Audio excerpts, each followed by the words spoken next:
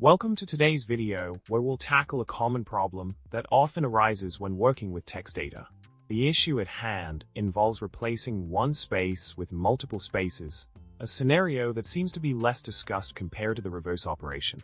This type of problem can crop up unexpectedly, especially when dealing with structured data that needs to be formatted in a specific way. Now, let's delve into the solution for this particular problem.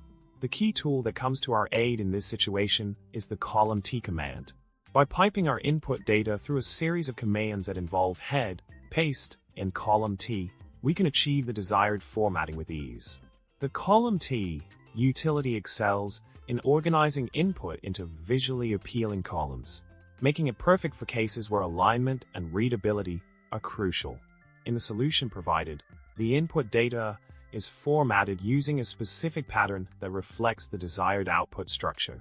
By arranging the fields in a neat and organized manner, we can ensure that each piece of information is displayed clearly and uniformly across the output. This meticulous formatting not only enhances readability, but also streamlines the data presentation process.